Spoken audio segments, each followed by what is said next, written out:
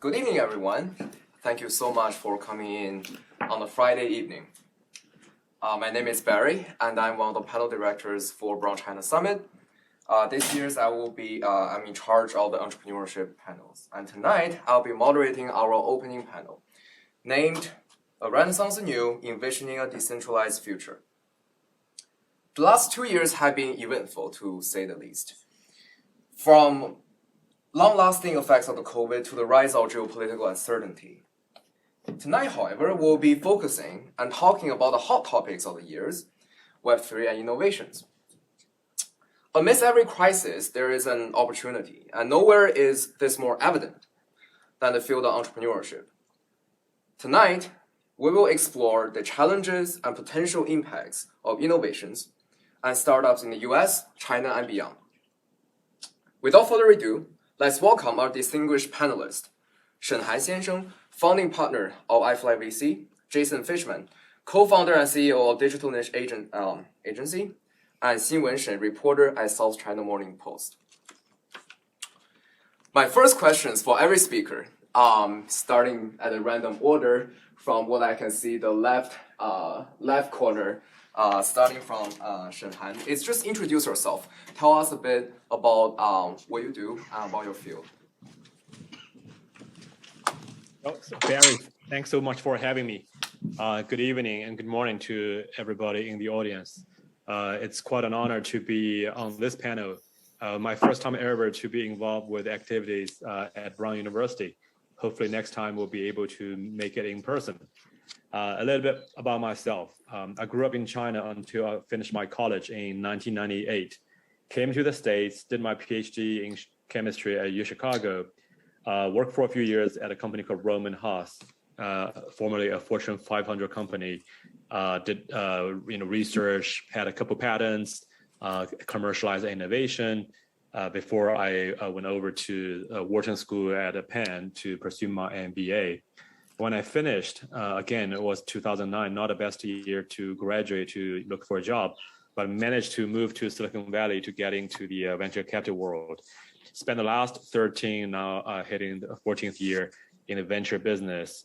The first 7 years working for a few different funds, invested in companies like Oculus, Herb.me, Lucid, Design, all had a pretty good exit. 2016, became entrepreneur in some way. The baby is a startup fund called iFly. We focus on early stage venture investing with $110 million of AUM.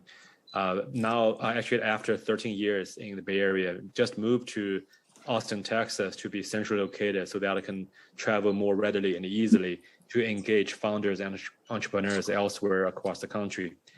So definitely look forward to this panel discussion with the other panelists. Thanks again. Thank you so much. And we'll move next. Jason, tell us about what you do and your journey that led up to this point. Absolutely. And may I begin by saying it's an honor to be here with my fellow panelists, as well as speaking at Brown University, and to everyone in attendance. It's exciting to participate. I am a marketer. I run an agency here in Los Angeles, California, Marina Del Rey to be precise, called DNA, Digital Niche Agency. We started in 2014. My career before that was in ad tech. Much more before that was at a startup at a social gaming company, looking at various types of branded entertainment and monetization of virtual goods. Spent the bulk of my ad tech career working with top 100 advertisers. And at DNA, we focus on startup to mid-market organizations and overall growth.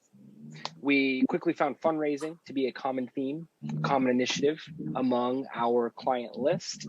And whether it was participating in the marketing section of a business plan, running initial marketing campaigns to be scaled with capital, even participating in investor meetings, we saw the correlation between what we did and obtaining those next rounds of financing for our clients. At that point, we were introduced to equity crowdfunding, first Reg D, targeting high net worth individuals, accredited investors only. From there, that whole vertical evolved, and by 2016 we were able to target both retail and accredited investors.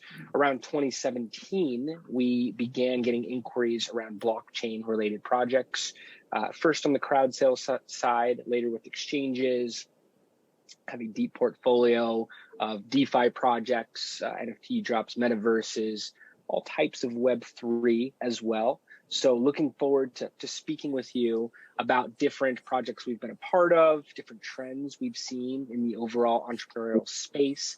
I should add that I lead workshops with different accelerators. I speak at conferences regularly. I host a podcast called Test, Optimize, and Scale.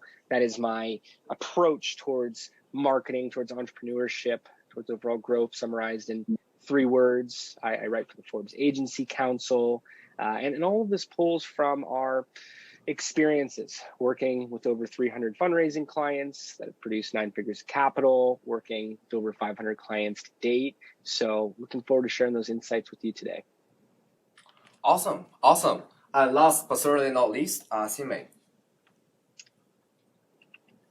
Hi, Barry. Thanks for having me here today. I'm honored to be on this panel. So I've been with Hong Kong's SCMP for a little over 4 years. I mainly cover the technology space in China. I've touched upon things including internet companies, internet giants, startups, regulatory movements, and most lately, the popularity of NFTs and the buzzword of metaverse. So before that, I was studying journalism at the University of Hong Kong, and I grew up in China. Obviously, I've had a much shorter career than my fellow speakers here. So I'm here to learn, and I just hope to share some observations from my reporting on China that could be useful to some of you. Thanks. Awesome. Yeah, let's jump right in. I guess my first questions are directed to every speaker. Is simply what makes this era so unique for entrepreneurship? What makes it perhaps the most challenging era, or what makes it perhaps the best era? And you can obviously talk about it from a US perspective, from a China perspective, from an international perspective. But like, what is your perspective on the current status quo that we're living, and what kind of ecosystem we have for entrepreneurs? I wouldn't, whoever wants to start first can begin. We want to be as flexible and as as easygoing as possible.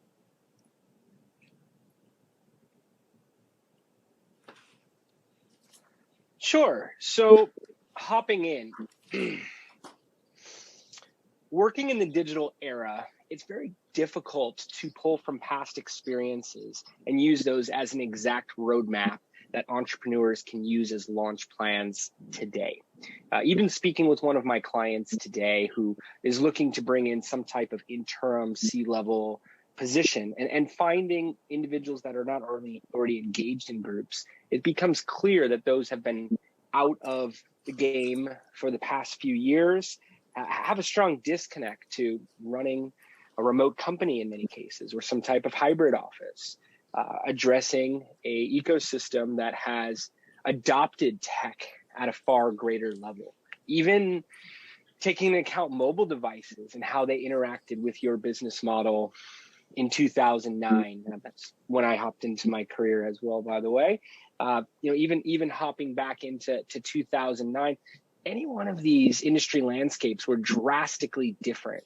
So if we're working on a marketing strategy, if we're working on a business plan, we want to have competitor audits. We want to be able to take from learnings, build a SWOT analysis, strengths, weaknesses, opportunities, threats. And in many cases, we're going down unknown roads. We can take a lot of aspects of this and implement it into a launch plan, into a launch strategy. But the rapid pace of the progression of any one of these spaces, and whether we're talking US, China, and anywhere in the global market, it is moving at such a high velocity type of momentum that it can be drastically different than if you were hopping into the apparel industry in 2005. Just to kick off the conversation, don't want to take the mic for too long, but those are some things that we've been able to see from our perspective. Yeah, great. I mean, I have a follow-up, I guess, directed at let's see. Well, this is open for anyone really, but you mentioned a very interesting point, Jason, that we are really living in an era where digitalization is so important, and it's difficult to think about whether marketing strategy or just startup in general from a traditional perspective. If I understand correctly, Xinmei has done extensive reporting in terms of Chinese entrepreneurships from Hong Kong to China, et cetera, et cetera. What would be your general experiences and comments when it comes to what are some of the recent changes we see, especially after COVID, when so many things have been moved online in terms of startup? What are the different strategies, perhaps? What are the different insights, whether that be from the entrepreneurs themselves or from a policy perspective from the government? Yeah, sure. Thanks for that, Barry. So I think because I don't really have hands-on experiences with entrepreneurship, so I think I'll refrain from commenting directly on startup experience in this kind of chaotic time. But I think I'll share an anecdote from reporting that I found very interesting. So I was talking to this startup in China that makes AI hardware. And the US is their biggest consumer market. They were already doing okay in 2018, 19, but they faced the challenge that was for a new kind of small size consumer hardware that they wanted to make. The available AI chips at the time were too expensive. Huawei's high silicon chip was pretty much their only option. Then the tech war hit, the US placed a sanction on Huawei, which basically cut off HiSilicon's access to certain advanced components, pretty much crippling the entire chip operation. So what that resulted in was that many domestic AI chip makers, they saw that the demand was still there, and they started competing to kind of fill that void. So the startup founder told me that basically because of the unfortunate demise of HiSilicon, other Chinese AI chip makers started making cheaper and better chips, which in turn actually benefited his company and a lot of hardware startups in a way that they have more sort of bargaining power when choosing chip suppliers, and they're able to cut some costs. Also, the sales of their hardware products grew threefold because of staying at home demands during COVID, which happened to a lot of companies. I don't need to elaborate here. But yeah, so this is one startup story that I think kind of speaks to how complicated and interesting these times are. Yeah. But then at the same time, I think for China specifically, one of the most tricky things has always been managing your relationship with authorities, right? And that's especially true in the past year or so, I think, in the sense that the biggest challenge for entrepreneurs had to be this extremely unpredictable regulatory environment. So just some quick facts, maybe, for those who haven't been following it so closely. So we saw that in late 2020, early 2021, China's regulators kind of ramped up their oversight on a couple of sectors in a very unprecedented and very concentrated way. Now, there are a lot of smart and different analysis on what were the driving factors to that, but which I don't think we need to get into here. But basically, after government bodies received the signal to curb what they call a disorderly expansion of capital, and also to address these internet platforms' so-called barbaric growth and the social issues that they have caused.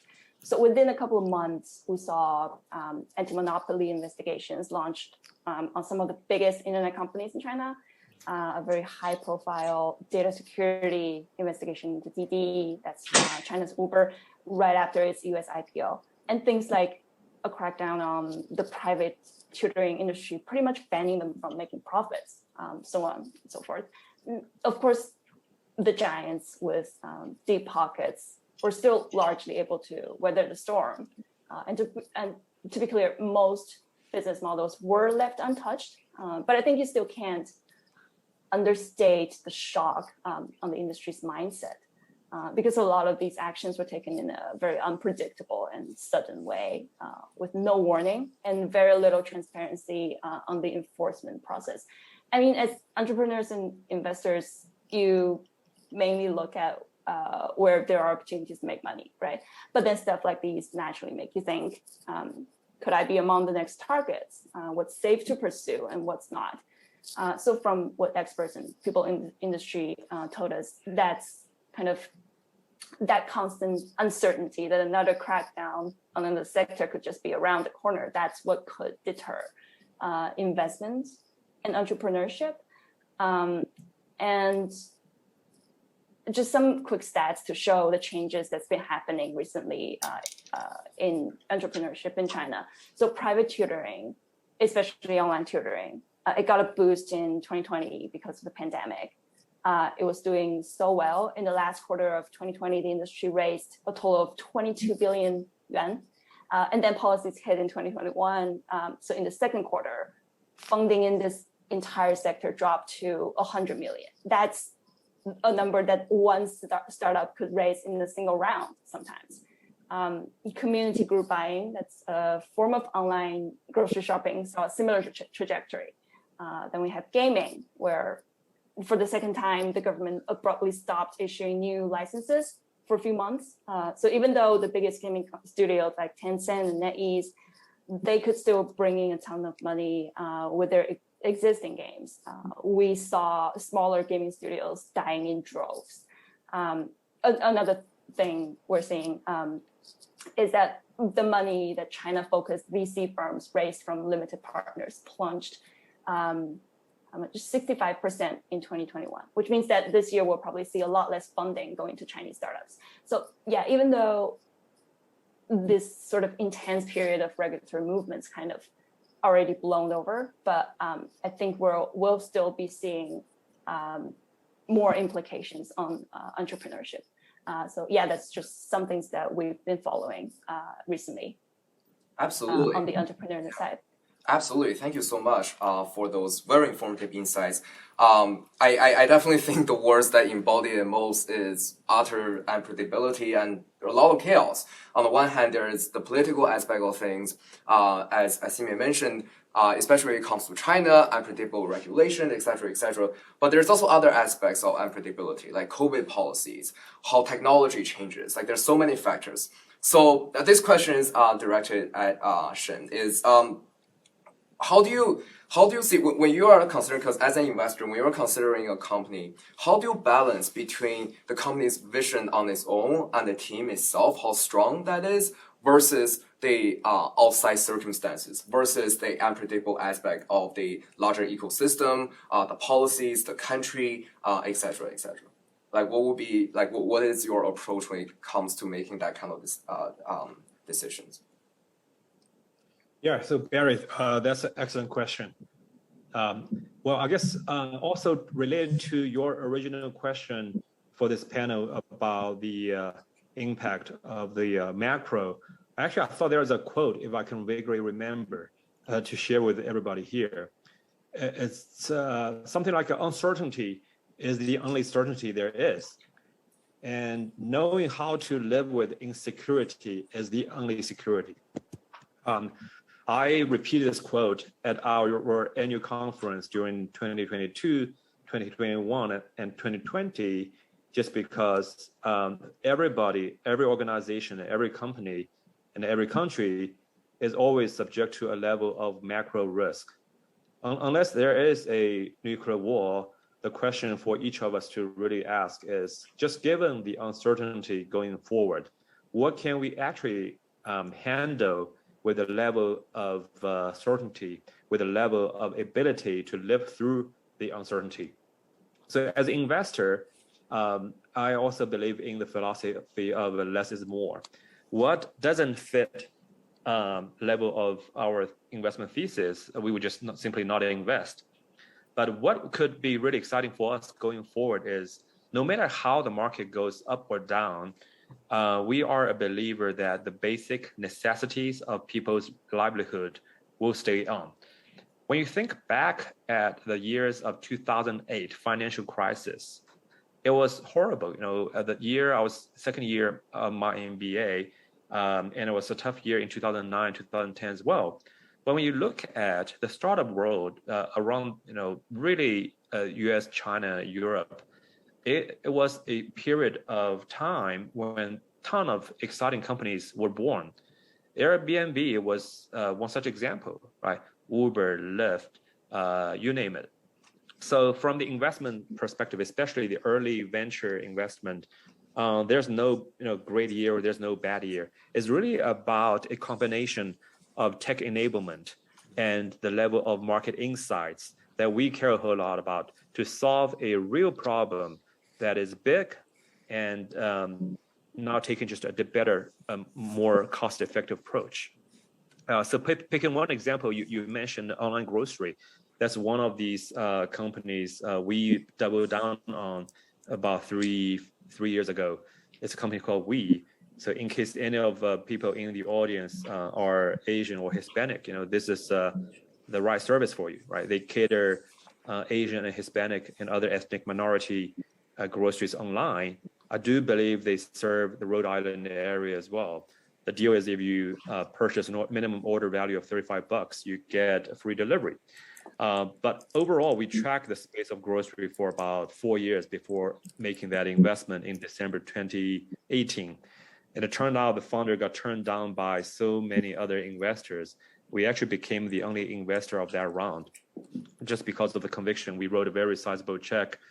And we not just because they look at a specific market where people spend over $360 billion a year in North America, but they have also taken a better approach than many other players. So since then, they have grown quite a bit beyond the Bay Area and beyond the Chinese to other non-Chinese, Asian, and Hispanic. So they just closed a Series E led by SoftBank at a $4 billion valuation. And we still remain the second largest shareholder of the company. But one thing I also wanted to touch on is, back then when we invested, we had no way to predict the upcoming COVID-19 that gave them a temporary tailwind. But it was really just about the fundamental business being solid, that they are addressing a real pain in the market that has been historically underserved. Well, then just the last piece to touch on, because Xinmei mentioned, talking about what's going on in China. As an investor, with a Chinese background and with our iFly asset under management, we are not in a position to, spend the last 5-6 years going to China to compete for local investment deals. But I do believe we can still learn a ton from the highly competitive consumer internet landscape in China.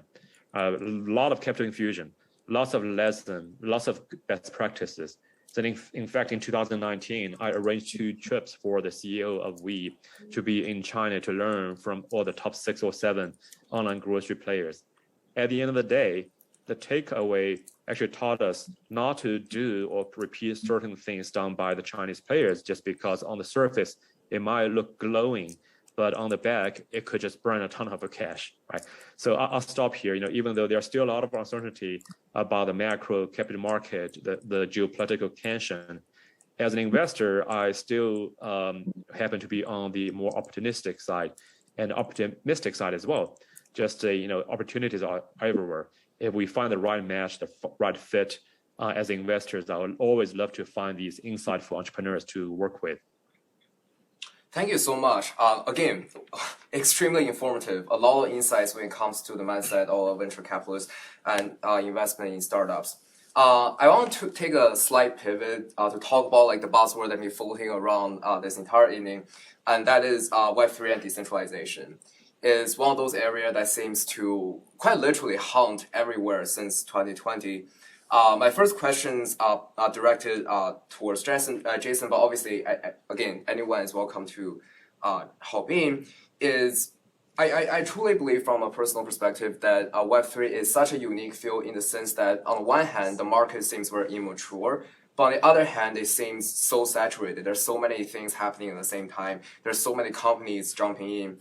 You working in the industry of marketing, definitely has a ton of exposure to Web3 startups, Web3 companies, etc., etc. What would you say, do you think the statement I just made is correct? If so, what are some of the nuances with this sector that is not directly translatable, perhaps, when we talk about companies of different other industries? Sure. So Web3 is in high demand. Adding Web3 to a job title right now, it increases the costs, increases the compensation for anyone in school. It is highly sought after because it is such a new space, because of the growth that's occurring. And to my answer earlier as well, there is no book on how to launch a metaverse company, at least not one that has, conclusive data behind it. So it's all being built from the ground up. That being said, it does remind me of other advancements that have been made in tech. It is moving at a rate that goes beyond anything I've seen before at that. But at the same time, from a marketing angle, from taking a company from ideation to critical mass and hitting different milestones, there are similar fundamentals. There are things to pull from in the sense of we're building marketing funnels, we're looking for traffic sources to then take those audiences towards and to nurture to the point of conversion, to nurture to the point of, may I say, daily active usage, and being able to grow an organization from there. I'm constantly told how DeFi is different than some of the tokens we had worked with years back, and how new different NFT projects are drastically different than that. And yes, having understanding of where a target audience is. And again, speaking from the marketing narrative here, having understanding of where they go online, where they're spending time is going to vary.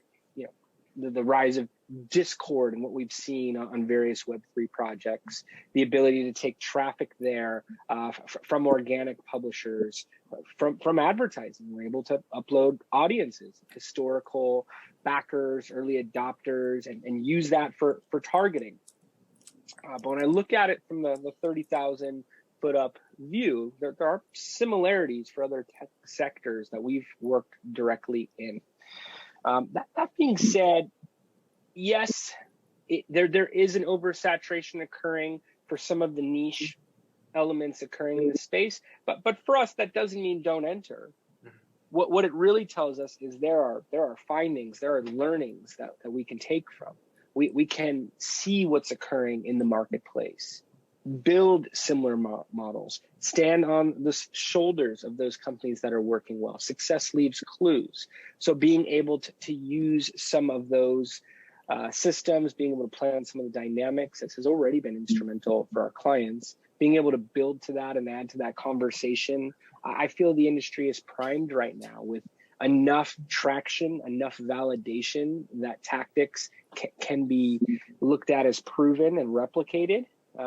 Meanwhile, there's still so much opportunity. Anyone who's involved now is early in by many stretches. I'm still explaining the definition of Web3 to people on a daily basis. I'm still explaining blockchain, for that matter, on a daily basis, and different types of digital asset sales that are occurring. So when I look at what's available here, when I look at taking a skill set and applying it towards this space versus an industry that has career professionals 30, 40 years into their path, and looking at individuals who have multiple years of Web3 experience as the experts in the space, and in many cases they are in their 20s, there is an abundance of opportunity.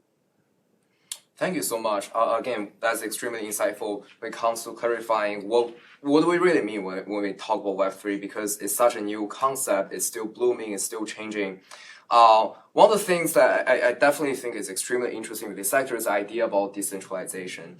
And this question is perhaps directed to Xinmei, is in your extensive experiences covering NFTs and the developments of blockchain technologies in China and beyond, do you think the word decentralization is accurate when we try to describe what we're seeing? Or do you think it's more like something in the name more so than in reality? And even if it is true or not true, perhaps do you have any criticisms or ideas that may shed light on if decentralization is possible, or what are some of the potential implications of such a concept? Thanks, Barry. I think to a large extent with Web3, it's already not that early in the game, but it's still a very vague concept in that when we talk about it, we automatically use words like decentralization, right? And sort of take control back from big tech. But many skeptical voices that I'm seeing, that I've talked to, they're pointing out that more than a decade since the invention of blockchain and cryptocurrencies, basically, so far the most compelling use case is still to use it as an investment instrument, right? And not even a good one at that, because so many people are losing money while the whales are cashing out. And it's also creating way more problems than it's supposed to be solving, I think. So there's this very interesting blog called Web3 is Going Great, started by this American engineer, Molly White, which documents all the grift, scams, frauds, incidents that are going on in the space. And a lot of that is not just bad actors. It's things like the anonymity culture and basically the hugely inefficient ways blockchain and crypto works by design that are the causes of the problems. So at least right now, I'm with the people who think that Web3 feels more like a hyped up branding narrative than an answer to a concrete problem. And I think we should be paying more attention to voices from scholars, engineers, and just really think about them, right? Any technical experts know more than I do. So I'll just point to this analysis by Moxie Marlinspike, who is the founder of encrypted messaging app Signal. He wrote an article that went viral in the Web3 space that pointed out that for all its advocacy about decentralization, the space has already automatically tended towards centralization, basically in order for things to work. That's why we already see platforms in OpenSea. That's why we still have to go to them when, say, somebody's NFT was stolen. So I think, that's an analysis that I think everybody interested in the space should read. Also, I believe you guys are familiar with the Ethereum founders' theory on the trilemma of blockchains, where there just has to be trade-offs among the three things: decentralization, scalability, and security. I mean, in a lot of cases, if you want things to be perfectly decentralized, then you won't be able to scale the network and serve a lot of people. Whereas if you wanted to handle high traffic or transaction volume, it has to be centralized. We can see this problem perfectly from the recent hack of Axie Infinity. This play to earn game that was hugely popular in the Philippines, and everybody basically started playing it daily, almost like a job, which many think is quite exploitative, but that's another story. But it was a hack that stole Ether worth $625 million. And it happened because, I don't have the exact wording here, but the company itself said in the blog that to scale their operation, they basically had to compromise decentralization, and they only had 9 nodes validating the network, which makes it highly vulnerable to hacks. And when you think about a decentralized internet ecosystem that's kind of based on a permanent and unalterable ledger, I mean, censorship resistance is great sometimes, but what about when it's a wrong command that needs to be withdrawn, or viral conspiracy theories, hate speech, or even revenge porn that needs to be taken down? These are the problems that are facing Web3 internet platforms, right? And moderators are necessary. So I think these are some of the many questions that we need to be asking. And I'm not saying that there definitely won't be solutions to them, but I think it's good to think about them before advocating for the buzzwords. Yeah, thank you so much. This is a field that is controversial almost by definition. One of the very interesting thing you mentioned is the idea about hype. Now, hype is something that's everywhere. It's not just in Web3. It's not just in startup. I know that Mr. Shen has to leave with another commitment. So I guess my last question is directed to you, coming from Xinmei's perspective about hype, and that is simply, how do you distinguish a hype when it comes to investing in a startup versus the real deal, if you will? What are some of the hypes perhaps we are seeing currently, and what are some of the gems that perhaps are unseen that people should really pay attention to? Yes, so definitely I do apologize that I have another commitment. I have to leave early after this question. Look forward to another activity or event with you guys in the future. But in terms of hype, the venture world is never short of hype. Back to the age of the internet in the 1990s, later on when I entered the venture business, there was a clean tech. Of course, you have also heard about nanotech, deep tech, frontier tech, I guess this tech or that tech. I guess, it's for the level of convenience. People love to use a jargon or a buzzword to pass along the level of excitement. And I think that's very similar from my observation of anything new, cool, including Web3, crypto. I was in Miami December last year. During that week, I got a list of these private events related to crypto, blockchain, Web3. I counted, there were over 55 big or small events. A lot of people came in from New York, West Coast, Texas, overseas. But then I guess having sat down and listening to a couple of talks, it reminded me of this, another quote. I know usually I'm not a guy to quote a lot of quotes, but another one that I like to share here is like Web3 is just like a high school sex, right? And everyone talks about it. Nobody really knows how to do it. Everyone thinks everyone else is doing it, so everyone claims they are doing somehow doing it. I think that speaks to pretty much every single buzz I have seen in the past 13 years in my own venture career. So as an investor, I hold a kind of a school of thoughts that no matter how fancy or buzzy it is, it has to boil down the true value you are able to deliver to your key customers, whether it's a business enterprise or the kind of consumers, right? So that's why, a few minutes ago, I was saying we care a whole lot about the intersection of tech enablement and marketing insights. Without that, the tech is just tech. Now, nobody buys an iPhone 13 and thinking about, wow, I'm buying a collection of over 2,000 patents in this phone. That's why I'm buying it, right? You really just care about the utility, the design, the user experience that is enabled by the underlying technology, whether it's hardware or software or data analytics or so on, right? So same thing when it comes to crypto Web3. Now, we've been looking at the space for quite a while. At one point, we were actually very close to making an investment as a leading investor, but we decided actually back away from giving that term sheet. It doesn't say we are pessimistic, we're just neutral, we're looking, but we really just care about entrepreneurs taking the technology to address a realistic problem to deliver the true value to the customers. So that's how we look at the space. And again, thank you very much. So I have to hop off and look forward to connecting later. Yeah, of course. Thank you. I guess let's give a round of applause to Mr. Shen. And I do want to leave a couple of minutes for a couple more questions, especially considering Q&A. And also, I completely did not expect the word high school sex to enter our panel discussions, but it is a great comparison in what Mr. Shen has elaborated. There's a questions in Q&A that I think is very interesting, and I think either of you could definitely has the expertise to answer it or at least give the perspective.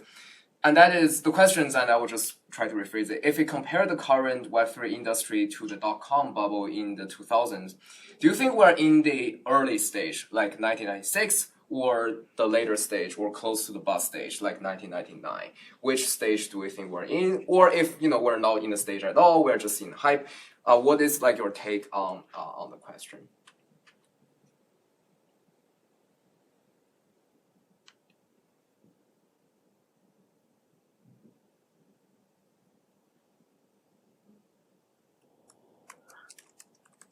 Sure. So it's a fun analogy to look at. It's something that has been part of the discussion since about 2017, 2018. I think at that point they were saying we were at about 1993. Based on that, I still put us mid 90s, maybe mid to late 90s. I have seen bull markets, bear markets of varying degrees just in the 5 years that I've now been in the blockchain space. I've seen adoption change quite a bit. A few years back, what was hearing the key to enterprise blockchain and enterprise adoption of blockchain was do not mention the word blockchain, meaning don't let it go over their heads, put it into the tech, but you don't have to focus on that and have at that stage any negative stigma with it. Where now I see it volunteered, and as we're speaking to here, what Web3 is a desired, as was just mentioned, adjective for tech that we're looking at here.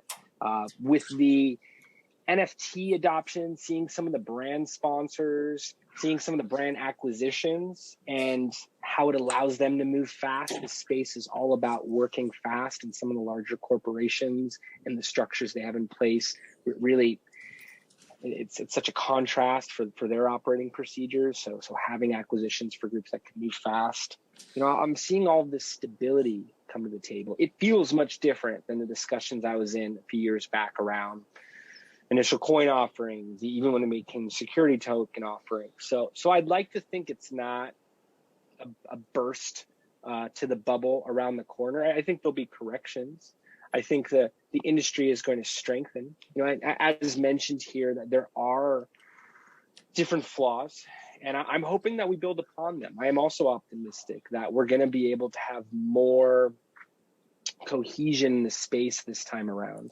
I was going to conferences weekly in 2018, and as that slowdown was occurring, and around November, really feeling it. I could tell you what conference rooms look like in 2019, even early 2020, and thinking back to the attendances a year back, 2 years back, and I found that the bear market actually bared a lot of fruit, and the people who were around really took learnings, took notes, and I've seen those applications to what's happening in the field today. So I'd like to think we've learned, and it won't be to the same tragic levels that occurred in the early 2000s and that bubble. But just looking at where things are at, kind of matching the headlines, I'd say mid to late 90s at best, probably dead in the middle. But that is only chalking it up to my perspective. Thank you so much, Jason. There are some questions from the audience, and please they can hear you. So. Yeah. So I was wondering, you oftentimes hear when talking about the relations between technology in the U.S. and China, there's a motif or even a cliche of China stealing U.S. technology. I was wondering, especially for Ms. Chen, if you would say there's kind of a similar phenomenon, or if there's like an accusation of that, or how much it holds true for Chinese companies or Chinese enterprises kind of copying U.S. developments in the NFT space or the metaverse.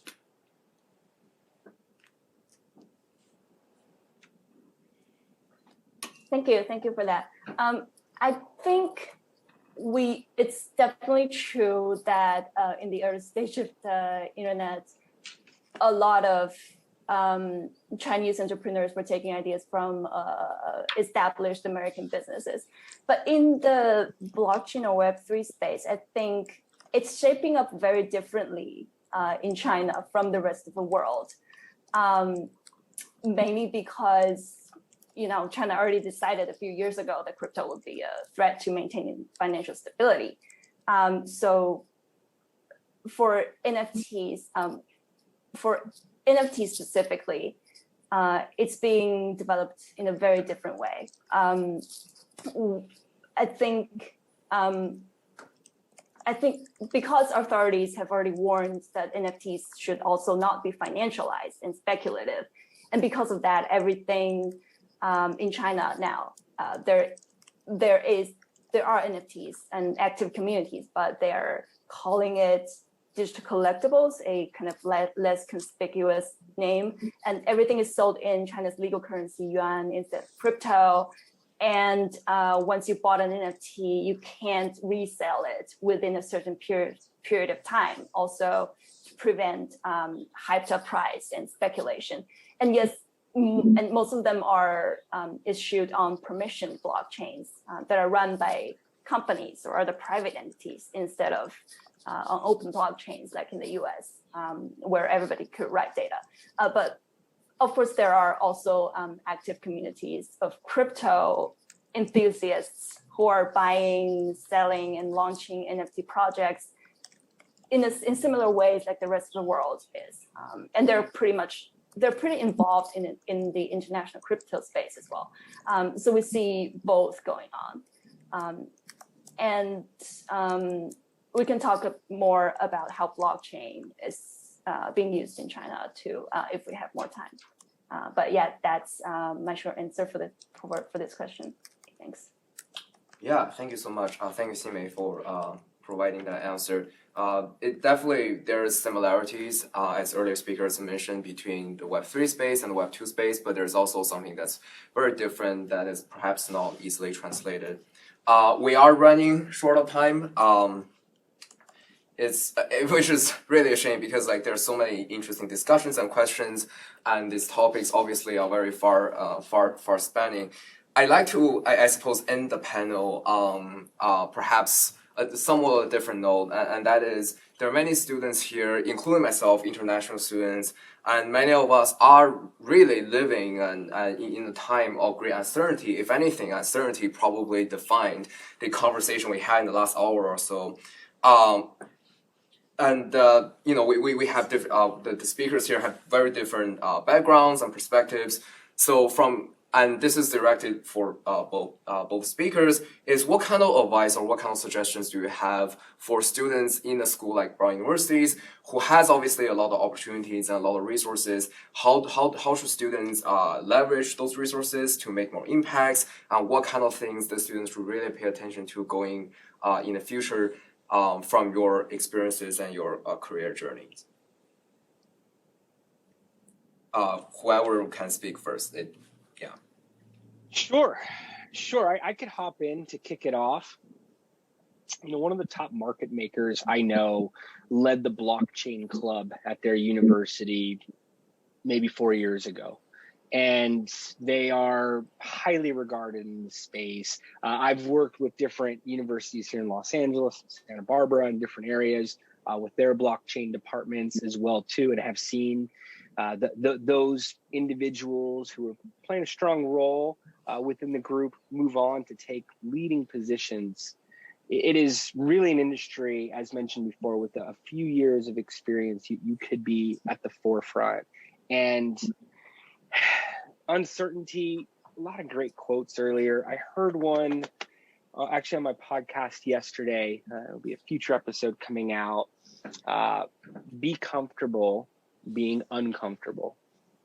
There is no telling what tomorrow will bring, what those events will do to the market, what impacts that has on all of the different industries that are impacted by what's occurring in the economy from a day-to-day basis.